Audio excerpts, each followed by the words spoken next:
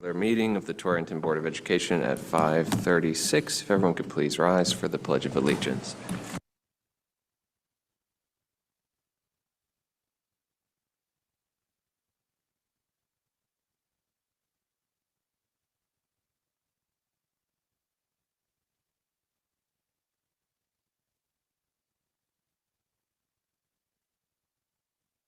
Okay, whenever you're ready, call the roll. Mr. Berger? Here. Ms. Conway? Here. Mr. Corey? Here. Mr. Cronin? Mr. Euclideo? Here. Mr. Knight? Oh, I'm sorry, Mr. Kisko, I didn't mean to skip you. Mr. Kalesha? Mr. Putnam? Ms. Saleo? Here. Mayor Spino or representative? Dr. Baker? Ms. Ferguson is excused. Ms. Labby? Mr. Pergola, Ms. Schulte, Ms. Vians, and Mr. Wilson. Thank you. Next up, approval of the agenda. I am not aware of any changes that need to be made. As long as no one else has any, I will hear a motion for the approval of the agenda. Is there a second? Okay, made by Mr. Knight, seconded by Mr. Euclideo. Any discussion? Hearing none, all those in favor, please say aye. Aye. Any opposed? The agenda is adopted. We next have school community service and public participation. We do have some signups. The board invites members of the community to speak on topics to be addressed in the agenda or on other topics of interest. Individuals wishing to make comments are requested to fill out the speaker sign-up sheet, including your name and address, which must be stated at the beginning of your comment. The board will not allow comments regarding specific staff members, parents, students, or personal grievances. Courtesy is expected in this limited public forum. The participating time will be limited to 3 minutes per person and 10 minutes overall. We first have Ms. Sandy Mangan.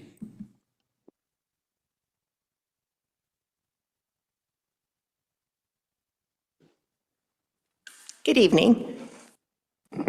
Happy summer. My name is Sandy Mangan. I am a literacy interventionist at Vogel Wetmore and the TA president. Although I shared my thoughts with the board and the superintendent last week via email, I would like to share my statement publicly this evening. On behalf of the members of the Torrington Education Association, I would like to thank you for supporting a budget that prioritizes the needs of our students by preserving teaching positions. Your decisions reflect a strong commitment to the students of Torrington Public Schools. By maintaining teaching positions, you have ensured that students will continue to receive the instructional support and opportunities they need to grow both academically and personally. I would also like to thank Superintendent Wilson, Assistant Superintendent Sue Ferguson, Michelle Baker, Mary Gadd, Lisa Bernabe, Joanne Creedon, Donna Labby, and Kim Schulte for their continued commitment to find innovative ways to make it work, despite the flat funding of the budget from the City of Torrington. Again, thank you for your dedication to our students, educators, and community. Thank you, Sandy. Maggie McGillicuddy, come on up. Good afternoon, all. Yes, it's summer, but the work never stops, as you guys very well know. Good evening. My name is Maggie McGillicuddy. I live at 675 Heron Drive. I'm speaking as a parent and teacher at THS. I emphatically urge the board to ensure that students at the high school level will continue to be issued one-to-one devices rather than replacing them with computer labs or carts. I feel that we have an educational responsibility to these children to ready them for the world beyond Torrington Public Schools. Speaking as a parent, I'm watching my son, a public school teacher, complete a master's degree program in education with a concentration in curriculum and instruction entirely online. He collaborates with his classmates, connects with instructors, gets feedback on his class assignments, and submits his work entirely online. He was well prepared for this learning format by his time at THS with a one-to-one device. My older daughter is beginning a hybrid virtual and in-person master's degree program in education at the University of Bridgeport in September, and would be unable to do so if she had to attend in-person classes full-time and do all of the assignments without a computer while maintaining a job to pay for it all. Again, her facility with online learning began at THS. My younger daughter has earned almost a full semester's worth of college credits here in Torrington by enrolling in UConn's early college experience classes, which equates to thousands of dollars saved for our family. Much of that ECE work was done online, both in and out of class time, including research, data collection and analysis, and reflecting on her findings while demonstrating content mastery, because college-level courses require much independent learning and processing time, which has to happen outside of school hours. UConn has structured these ECE opportunities in such a way that without a device, my daughter would not have been able to benefit from these extraordinary offerings. Speaking as an ECE instructor, the UConn geology class that I teach requires the use of a specific textbook, and TPS purchased one class set of these books, supported by full digital resource access. While in class, students use the hard copy textbook while listening to a lecture, doing lab investigations, and participating in class discussions. However, they use a computer to access digital resources like embedded simulations, smart work, instructional videos, and assessments to reinforce and enhance their learning. I have watched my students learn at different paces because not all kids get it the first time they hear a new concept. I don't believe we can set an arbitrary time limit that it takes for students to internalize content, and maintaining one-to-one devices will support student access to their coursework both in and out of class. As an earth science teacher, access to the internet both in and out of class is invaluable. I teach meteorology and astrophysics, and the online resources I use to enhance the curriculum and give students real-world insight into difficult, often conceptual topics and ideas is invaluable. However, much of that work has to be done outside of the 60 minutes that I spend with them, and there is no way to set a number of minutes for learning because, as I stated earlier, students learn and process on their own individual timeframes. It would not be fair to limit time online for any student just because they need a little more time to internalize and fully comprehend this challenging material. As a pragmatist, I recognize and celebrate that all THS grads do not go to college right away, or at all. Many go directly into the workforce, trades, or United States military. And even diesel mechanics, like my husband, and Army Rangers, like my uncle, use computers every day in the workplace. We owe it to these students to prepare them for today and for the future. Finally, as a citizen, I'm going to date myself here on this one. Finally, as a citizen in an increasingly global and digitized society, I urge the board to consider how we would run TPS without one-to-one devices for our educators, administrators, and central office staff. Think of all the paper. Years ago, we embraced Xerox machines that took the place of the mimeographs that I used to use when I was a student at Torrington School. We as a district rightly decided to embrace this new technology while teaching our staff how to use it responsibly and ethically. In 2026, I believe we have a moral responsibility to teach our students to use new technology responsibly and ethically as well. We would be leaving our most vulnerable students, those whose families cannot afford a home computer or reliable internet access, or those whose 3 children had to share one computer while completing challenging coursework, or students who are unhoused and are terrified of being stuck in a cycle of poverty. I believe Torrington can be a leader in helping raise all children to a level at which they can achieve their full potential.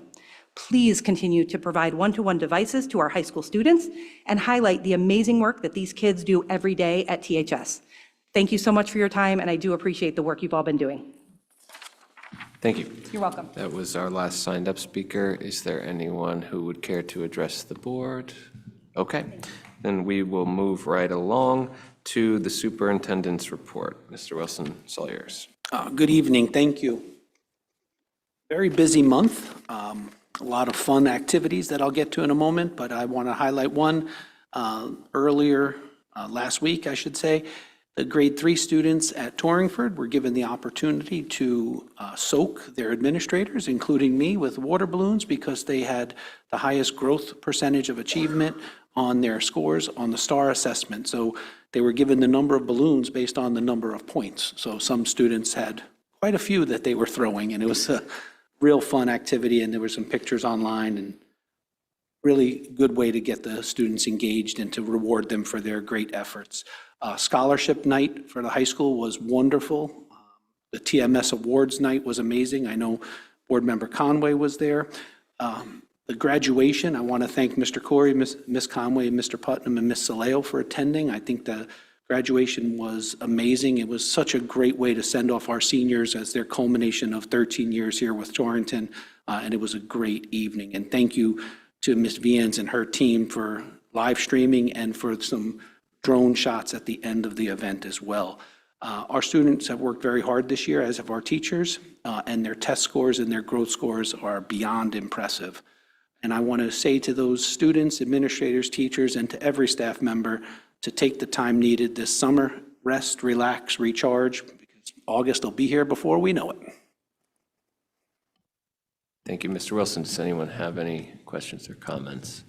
I will just say regarding graduation as well, I went to the city's Juneteenth celebration the next day, and our senior class president also gave a speech at Juneteenth. So we've really, really done well with these students. She's a real future leader in this community. Okay, we will move right along because everybody wants to go home in a timely fashion. So take it away, Kim. Okay, so what I've provided for you on my report, since we've come to the end of the year, was just kind of an overview of what our vacancies that we kind of went into the hiring season with in March on the right, and then on the left, you can see what we've filled so far. So that's kind of our snapshot of where we are today, and you have the certified and the non-certified. So that's just kind of giving you a sense of what we've already been doing since we posted all of our anticipated vacancies for 26-27, along with kind of where we are now. So we will continue to be working to fill all these positions over the summer, but this is our snapshot of today. Our May substitute fill rates, again, they continue to be good. We're at 74.3, 57.1 for May. Year-to-date, we're still above 80 and above 60 for paras. Just for context, last year, we ended the year at 64.7% for teachers and 43.4 for paras. So we are significantly above in both. So that's been a huge success this year. Absences, again, we are trending better year-to-date for paras, just by a little, like we were 12.2 is where we ended the year last year for paras, and we're at 10.2 for the paras. The teachers were at 8.6 last year, and we're at 8.7, so we're trending right around where we were last year, which is still an excellent number.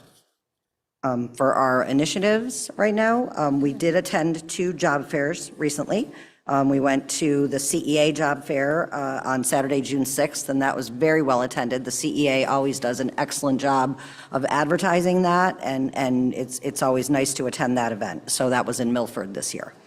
And then City Hall had a career marketplace on June 18th, and we attended that as well, and that was also well attended. We're planning for new staff orientation, so we're working on that. We held the Para Pathways exam for some of our paras who need to continue to pass that exam. We already have 36 teacher subs and 12 para subs on our retirement incentive list for 26-27. And then the walking challenge finished up, and Vogel Wetmore was the proud winner of the healthy lunch that was provided by our food service department. And we are working on our wellness calendar for 26-27. We did already plan our flu clinics for October again. Are there any questions on page 1? I think you're good. Okay. Page 2, I'll just go over really quickly. Again, you have our monthly snapshot of our absence reasons and what they are. You can see the sick daily tends to be our highest trending. And then our turnover, just for reference, we are trending lower or flat to about where we ended last year, but I do expect it to change a little bit over the summer because we do get resignations over the summer for our 10-month employees. And as I think I've shared before, if they resign over the summer and they don't start the school year, they do count for the 25-26 turnover. So anyone that resigns through the month of July, through the month of August, if they don't actually start the school year, we count them in the previous year's turnover. So for 10-month employees. If it's a 12-month employee and they resign over the summer, we would count that for the new school year. So I'm happy to answer any questions on page 2. Anybody? Okay, you are off the hook. Great, thank you. Special education, Dr. Baker. Good evening, thank you. I just want to start the report by giving a heartfelt thank you to all of the special education teachers, the para-educators, our registered behavior technicians, the BCBAs, and the special ed supervisors in Torrington Public Schools for their compassion and their dedication. Their unwavering support has led to a very successful first year, and I'm extremely proud to say that I run this department, but the staff is so exceptional. They have continued to show me the meaning of what this should look like at all times. So At the board's request, one of the things that was asked at the last meeting was, let's take a look at like the annual overview. You can see in the special education totals where it says all pre-K to 22, I was able to outline for you, so in September, where we stood in terms of numbers to where we are right now in June of 26 as of June 1st. So it says that there was an overall change by 89 students. I'll go through the breakdown of those 89 students. Currently in district in K-12, we were up by 53 students.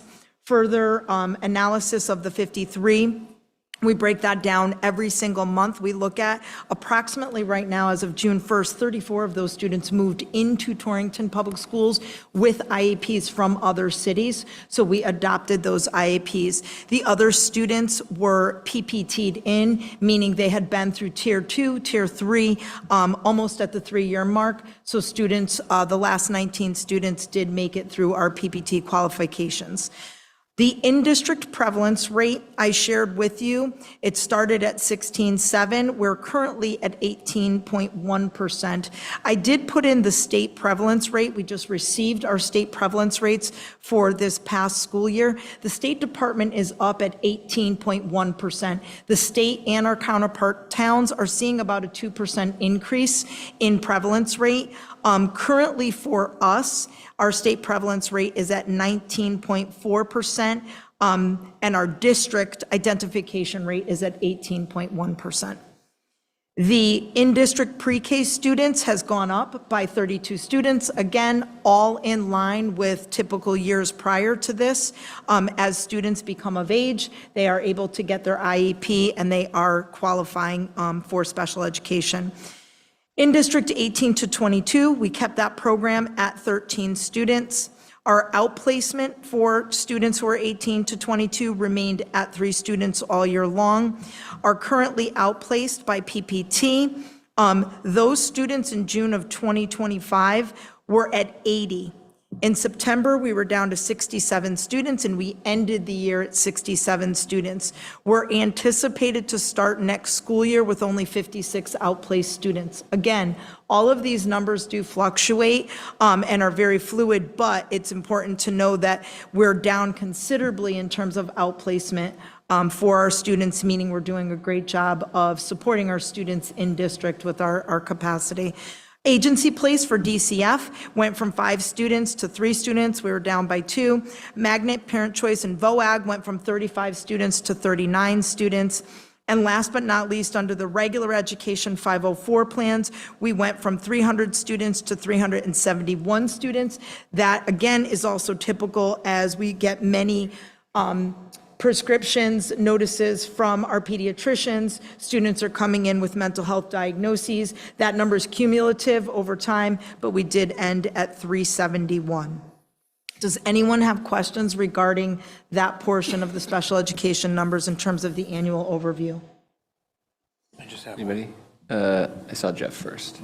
Just one quick one. The graduations, when do they come off the report? Like the 12th graders that are aging out, we'll say? October 1. I'll report those numbers in September. We have an anticipated number, but October 1 is our official number. So Great. you'll see everybody officially October 1 as all the students we will keep for the full year for next school year. So the full year-to-year comparison is great, September to June, obviously. I wonder if the end of year and end of year might be a good one, too. Oh, absolutely, which is why I provided the numbers for the out-of-district placement, because we do keep the numbers monthly, and we do have like a 5 to 6 year overview. But yes, I think this was a great request on behalf of the board, was to say, okay, let's look at what do the numbers look like. I normally do the month to month, but I agree with you, showing the annual, it gives a better idea of the movement. And again, not all of these students are the same students from October 1 to June. Many students are transient, they move in, they move out, but currently, this is where we stand. Thank you very much. Thank you. Ms. Leo? I just wanted to thank you and commend you and the whole special ed team in all the schools for your hard work and dedication to not only reducing these numbers, but providing all students with equity and inclusive education. So thank you. Thank you. I appreciate it. Gary, did you want to jump in? Just real quick, the 34 from other cities. Have you been able to determine why it's so many in one year? Is that something we see every year? I don't remember seeing that many, but No, Is it's there a actually, pattern? it's a pretty transient population. Again, not all the same exact 34 students. Many are in and out over time. That was just the number on June 1. But no, that's actually not out of the ordinary. From what I've seen over my year here, we're an urban district, we're a city, and we do see that kind of number fluctuate. I will tell you, other urban populations are seeing very similar transients. I think we're doing a great job of having our internal capacity built well, but that is a number I do anticipate to see continuously moving in terms of transient populations of students. That it, Gary? Good, okay. Sometimes there's more, I just want to make sure, I can't see him, so I have to ask. Okay, well, thank you, Dr. Baker. The talented and gifted, just so that you know, I want to give a special shout out to Ms. Paulina Kalaki. The board also asked me last month to be able to share with you where we stand on the talented and gifted program that's overseen by the special education department. I do have some numbers. You can read what Ms. Paulina Kalaki has been doing. She works hard all year long. The students are outstanding. We just did our most recent PPT to accept new students in. I will tell you this, the programmatic growth from 24 school year, where we had a total of 52 students, we will start next school year with 90 talented and gifted students. In addition, the majority of those students, you'll be able to see in Ms. Kalaki's newsletter, are excelling on their SBA scores with either perfection or level 4s. So they're doing outstanding in that program. And again, she is an amazing teacher who's assisting in making sure that program is growing and that we're supporting those students who are talented and gifted. Fabulous, thank you. Does anyone have any questions or remarks specifically on that? Okay. Now I think you're off the hook. Sorry for skipping that portion. So we do have a written food service report. Ms. Gagnon had some urgent personal business to take care of and was unable to be with us. So it is here in printed copy. It will also be entered into the record in electronic copy for the public's review. So I will not bludgeon you with reading it. And we have the liaison reports. I did see them come across. So we next have the monthly financials. Donna, do you want to tell us where we're at? Sure thing. Good evening, everybody. Everyone should have received the packet for the monthly roll-up for May 31st, 2026. And we did go over all the line items. We're in very good shape.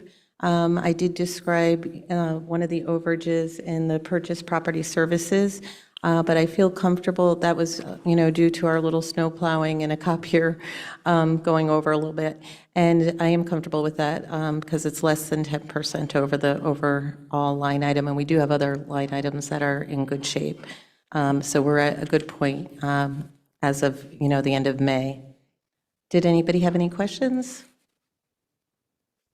I don't see any hands. I don't see anyone turning on any microphone, so I think you are good.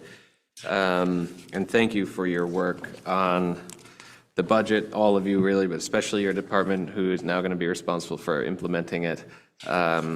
It really was this year a little bit tense, so thank you. Our pleasure. Thank you. Okay, we have to entertain a motion to approve the monthly financials. I almost forgot that. So moved. Is there a second? Seconded by Mr. Galito. Any discussion? Hearing none, all those in favor, please say aye. Any opposed? Those are approved. We next have the committee reports, starting with Mr. Kisco of the School Improvement Committee.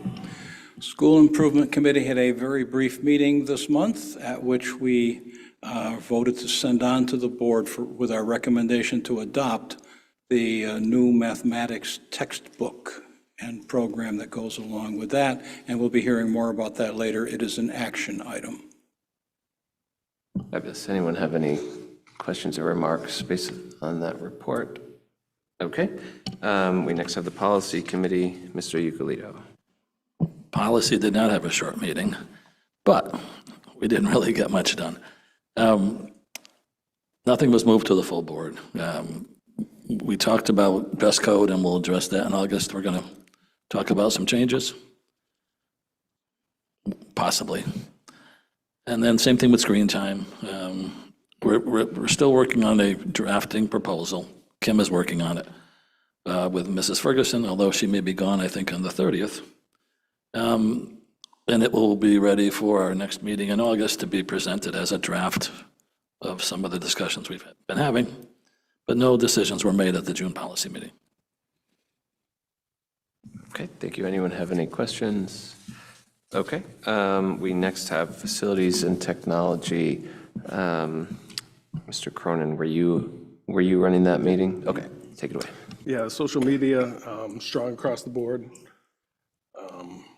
And tech, we started collecting the devices. Sure that went well? Yes. What's that? I was just saying as well as it can. Okay. Yes, it did go well. Good. Facilities, we went over a lot of the project updates. Dean worked hard on the facility use, making a lot of revisions. And chiller and playground should be going over the summer. Hey, anybody have any questions? Okay, thank you. We next have the Budget Committee. Mr. Putnam. Budget Committee had their monthly meeting, went over the financials that we just approved, and then had a great presentation from special education on the opportunities that may present themselves as the years go by for offering spots in our program to other districts in a community-type hub of sharing special ed services. But other than that, that was our meeting for the month. Fabulous, thank you. And the Building Committee, have they met and conducted business? Yeah, we have a meeting actually tomorrow, but I got some updates from Mr. Longabuco. We have the softball field has been complete. Baseball and softball dugouts are around 50% complete. Fuji started placing some of the curbing in the remaining parking spots.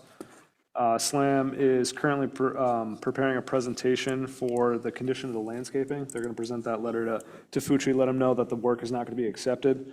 But per the terms of the contract, they will have the opportunity to rectify the situation. So it's going to be a little bit more to come on that. Let's see, Dean has worked closely with the vendors to make sure that the HVAC units have been working properly in all of the buildings. It sounds like there's some progress being made there so far. And the concession building, that's something that we've all been waiting for, that has actually officially started. Potential end date, or expected end date right now is October 15th. And that's all I have for right now. Thank you. Does anyone have any questions or remarks? I am glad that they are tackling this landscaping issue. It's been raised to me by many people. Yeah, I'm sure we'll learn more about that tomorrow, so. Great, thank you. I'll take good notes. All right, we next have the Board of Education minutes. We have the regular meeting minutes from May 27th, 2026. They are in the packet. They're available online. Does anyone have any amendments? Or if not, I will hear a motion to approve them. Is there a second? Second. Any further discussion? Hearing none, all those in favor, please say aye. Aye. Any opposed? Those are approved. We have a bunch of special meeting minutes inclusive of May 21st at 6 o'clock, May 21st at 7:30, June 16th at 5:30, and June 16th at 6:30. If there are no amendments, I will hear a motion to approve those minutes. Is there a second? Seconded by Mr. Putnam. Any discussion? Hearing none, all those in favor, please say aye. Any opposed? Those are approved.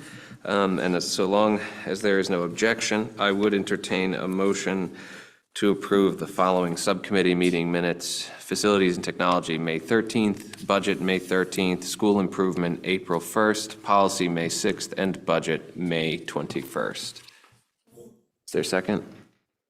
Okay, any discussion, corrections, additions, deletions? Hearing none, all those in favor, please say aye.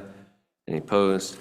Those are approved. I will hear a motion to receive and approve the consent agenda. Anyone? So moved. Okay, we'll give it to Elena. She was first on the draw. Is there a second? Second. Seconded by Mr. Putnam. Any discussion, which really can only be to remove something? Okay, hearing none, all those in favor, please say aye. Aye. Any opposed? The consent agenda is adopted. We next have new information and action. First up is a presentation from Lightspeed on technical safeguards for classroom. I assume that Rachel is our point person, so take it away. Yes, thank you. So on the Zoom, I have Nicole, Alex, and Mike, I believe. Hi. Can you hear us? Hello, yes, sorry. Hi. Yep, we can hear you. So they are going to give a quick presentation on Lightspeed Classroom. This was a request when we were discussing what teachers can see, what is happening on the Chromebooks during class, what they can control, and things of that sort. So this will be a little bit of an insight to that. So I'll take it away. Thank you.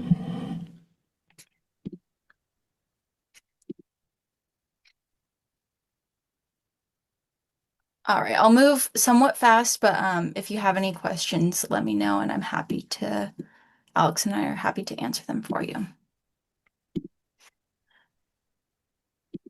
Okay. So this is what teachers will see as they go into the Lightspeed classroom. They'll be able to see all their classes, as well as have several options for apps, teaching teams, and hall monitor reports. They're able to start classes either by time or go into a bell schedule as well. When they first open it, they'll be able to see the students' screens in a format where they're able to see what they're currently browsing. And on several different levels, they're able to do actionable items. They can do it for the whole class. They can do it by groups. So if there's, for example, a makeup test, they're able to do the actions by groups as well as by students. And I can go into the actions that teachers have available. So they're able to pause the internet. They're able to limit tabs on Chromebooks. So say if they're working on a particular project where they only want their students to be on 5 tabs at a time or help limit distractions, they're able to do that as well. There's web rules, which is a big one for teachers as well. So the most restrictive would be allow list. For example, say if there was a textbook in a math class, they could allow their students to only allow or access the textbook. So that way they could go walk around and help students with their math problems as students are on that textbook and knowing that they're not going to get distracted. There's also block lists as well. So if there's particular games particular games or URLs that the teacher does not want them to access during their class, but might be allowed in the filter itself, they're able to block it on here.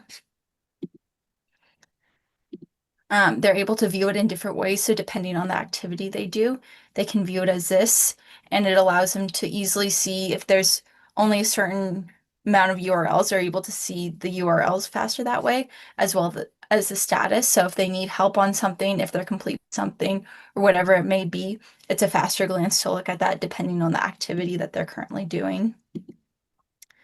And from here, they're also able to do a lot of different functions, such as lock the screens for all the students, unlock, they can send links. So I know that this is great for the younger grades where it might take them a minute to get to a certain link, so they can go here, say it's Brain Pop, they're able to do that, and then all of the students in the class will be automatically moved to Brain Pop or whatever link it may be. They're able to send messages to all their students, whether are you done, do you need help, or something custom. And this is something that's all editable on the back end by the district. So if that's something that the district decides that they don't want, it's all, you can change it up as well. The teacher's also able to share their screen with all the students. You can also add students for one-off cases, say if a new student joins or whatever it may be, and then create groups, as I mentioned previously, such as if there's a certain group that's doing a makeup test. This is another really powerful tool that teachers have access to that allows them to review their class.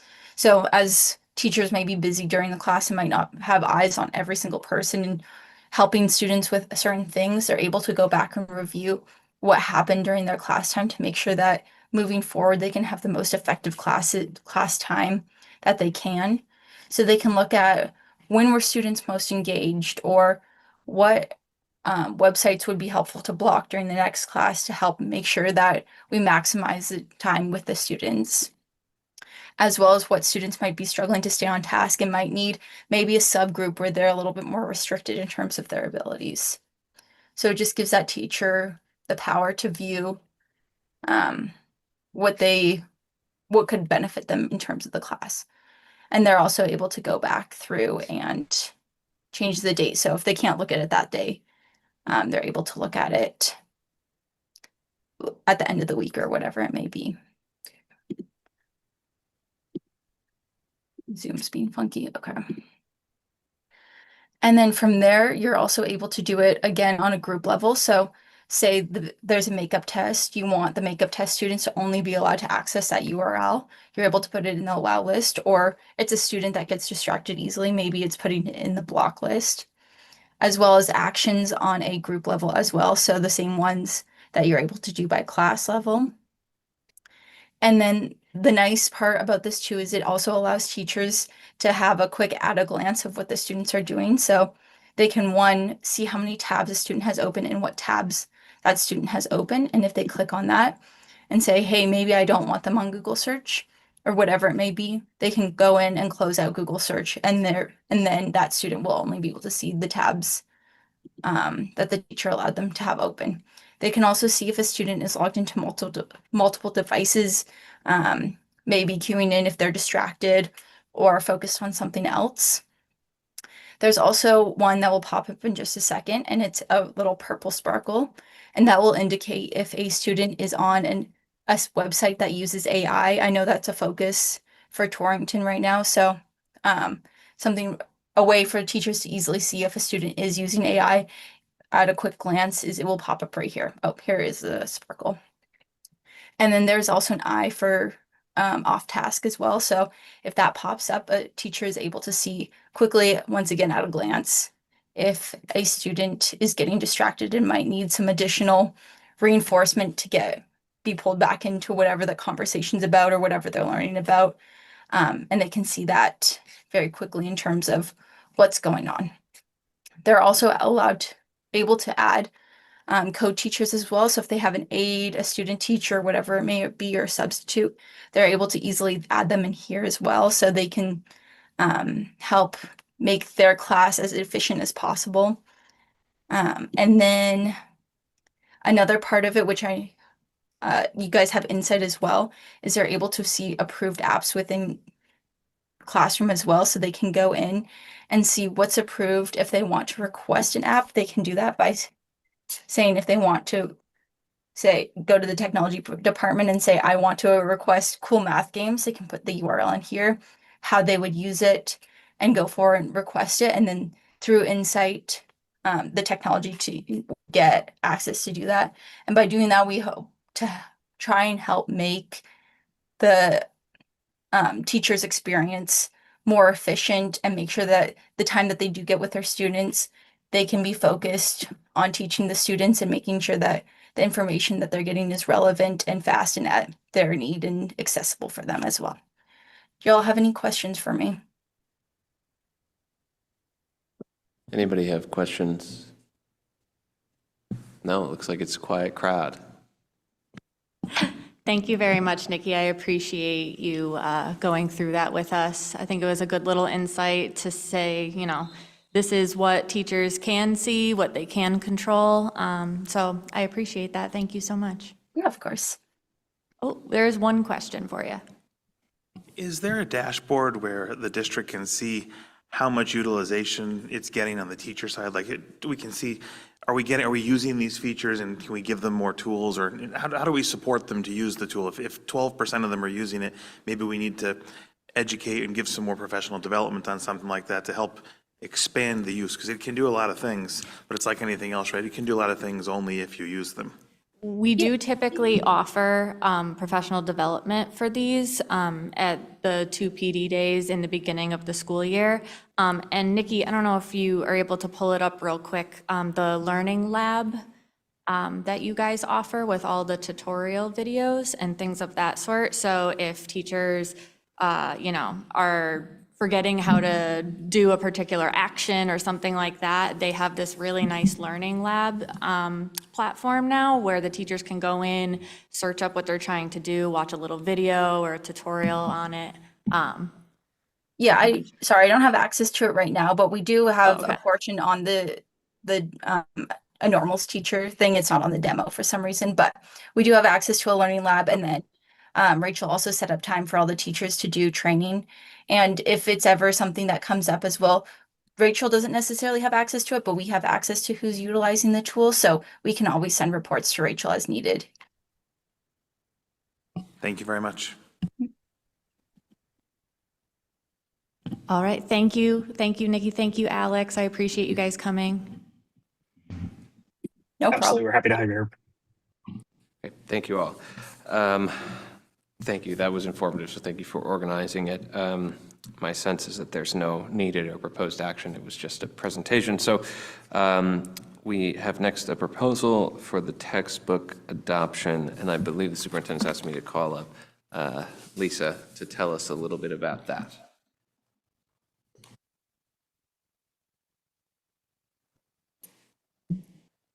Good evening. Thank you for having me again here tonight. We had done a thorough review of the Envision Algebra 1 Geometry, Algebra 2 at the Student Improvement Committee back in June earlier this month with Mr. Grenfeld and another teacher, Mr. Dranganis, who took us through the process, the year-long process that the math department had gone through.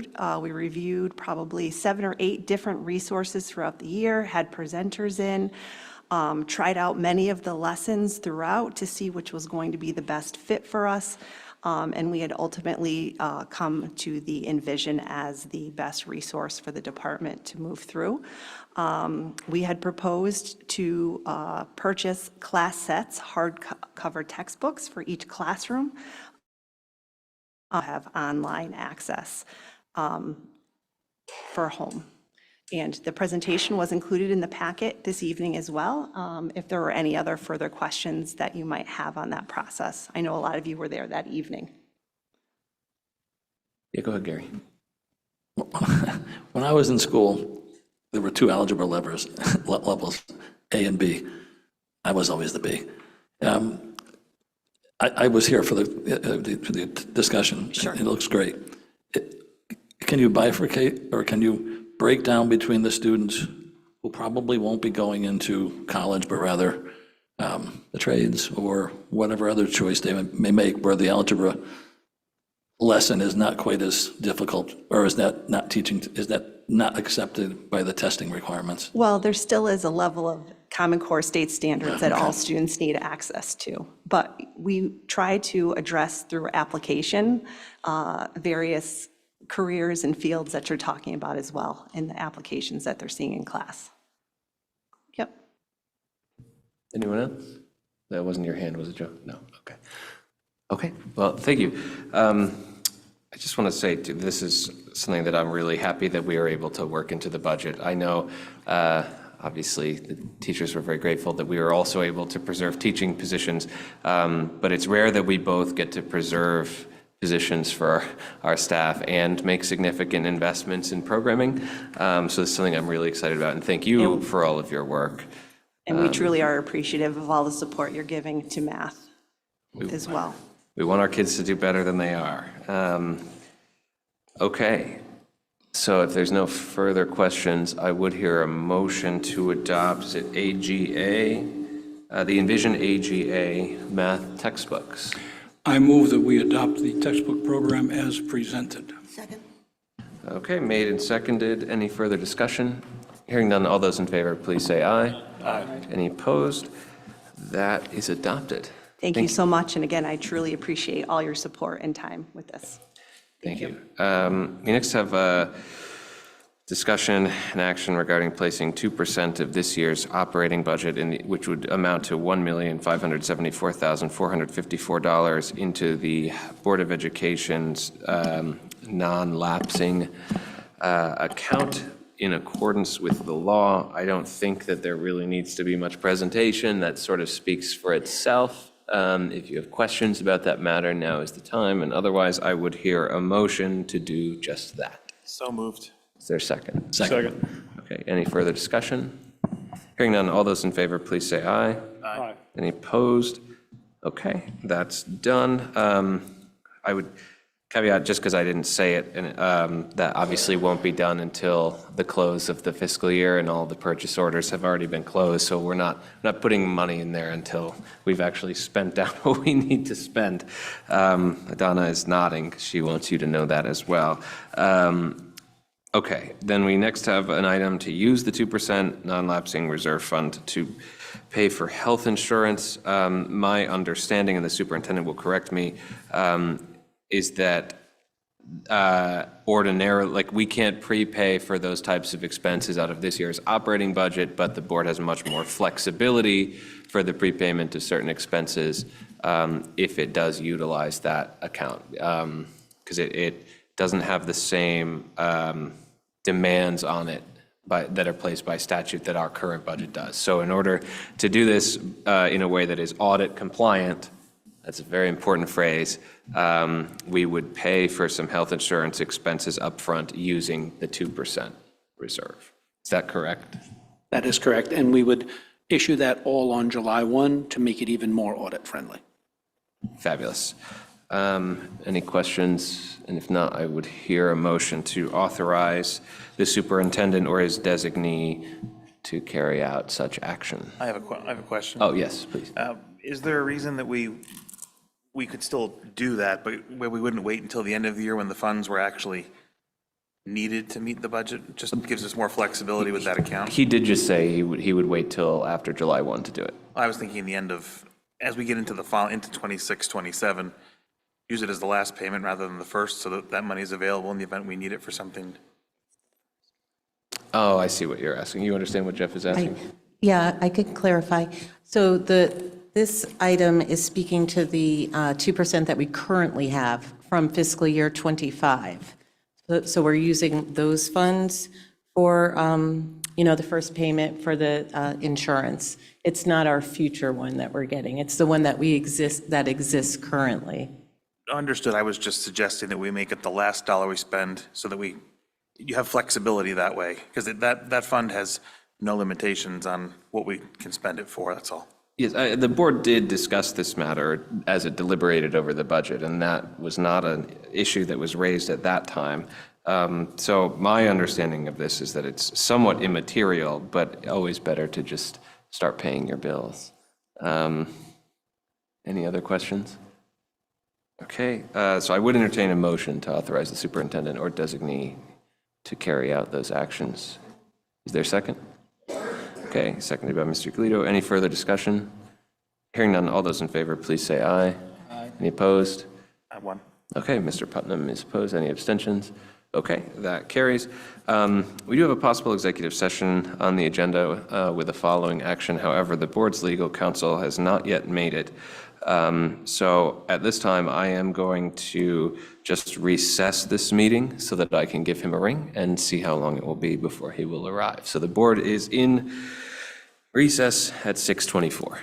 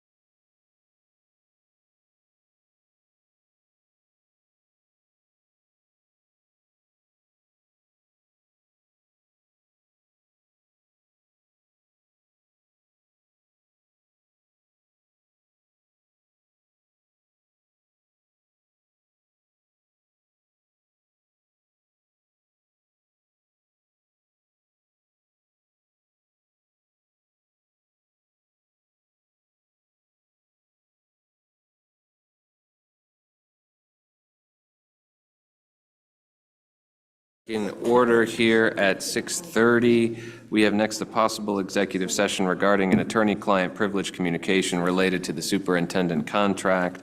I will hear a motion to enter executive session to that effect, inviting in Attorney Tom Mooney. Is there a second? You can't move and second your own motion. Okay. Oh, okay. Okay. All those in favor, please say aye. Any opposed? Okay, we are in executive session at 6:30 PM.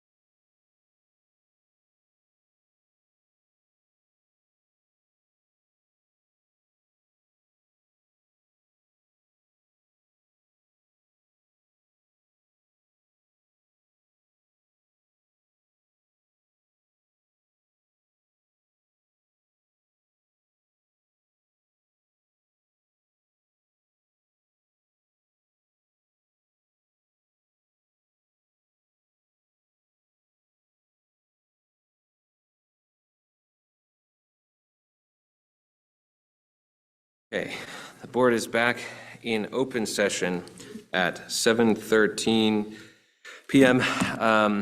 I will hear a motion that the Board of Education extend to the superintendent a new 3-year contract, and further that the board's officers, meaning the chair, vice chair, and secretary, be authorized to negotiate the terms of that agreement alongside the board's legal counsel and the superintendent, subject to the board's review.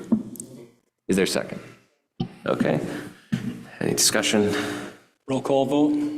Okay, roll call vote has been requested. So hearing no discussion, we will take this vote by roll. Do you have the roll call sheet in front of you, Kristen? Okay. Here, Kristen.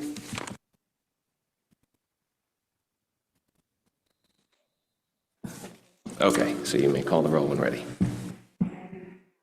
That's correct. Yes.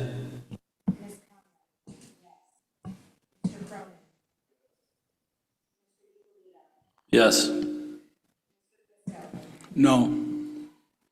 No. Yes. No.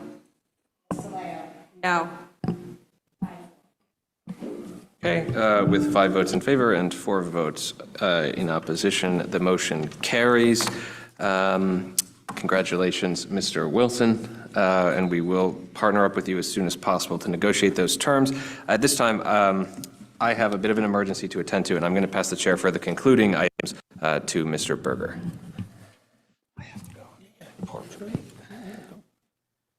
Thank you, Mr. Corey. You left me the hard part. So we're on item number 7, items for upcoming agenda. Just our standard items, right? Oh, wait, he took the one you wanted to change what? I assume Mr. Euclid will show up with his devices on the next full board meeting? I guess we'll, all right, we'll go right to comments for the good of the order. We'll start with you, Mr. Kiske. Nothing, thank you. Nothing. Good night. Elena? Everybody have a great summer. Well, good luck over the summer with all the tasks in the district, and we'll see you guys all in August. Same, have a great summer, and we got it done tonight. Wasn't easy, but it got done. Oh, I'm fine. No, I don't have any comments. Thank you to Mr. Wilson for giving us yet another great budget year and not having to make us make any tough decisions. Everybody have a good summer. Thank you, Mr. Wilson. And for future meetings, we have a suggested change. There's no meetings in July. We are going to swap school improvement, right? School improvement and policy are going to change to August 12th. And facilities and the budget are going to move to August 5th. So we're going to swap those 2 weeks. I don't remember agreeing to that. In fact, I remember keeping it that time. We didn't discuss it that much, you know. Okay, don't kill the messenger. So, was that discussed? It could be changed up until August before. The reason was there's people that will be on vacation, including some teachers that are part of those committees, and they had asked for the swapping of the dates, but the 2 subcommittee chairs, Mr. Euclid and Mr. Kisko, can definitely work that out and possibly do a different date. Somebody wasn't available on our side, so we kept it at the 4th. We can do all this later. Okay, we'll do it later. What would you say, Kim? Tuesday, Wednesday? We had talked about Tuesday, Wednesday, and didn't agree to that, but this was a different. All right, so ex-nata changed. I think the committee chairs should have the say when their meetings are going to be. If people want to attend, all the meetings are recorded, and they can ask any questions at that time. So future meetings will stay the same. Policy and school improvement on Wednesday, August 5th. Facilities and budget will be Wednesday, August 12th. And our regular board meeting will be Wednesday, August 26th. Do I hear a motion to adjourn? All in favor? We are adjourned at 7:18 PM. Thank you. Have a good summer.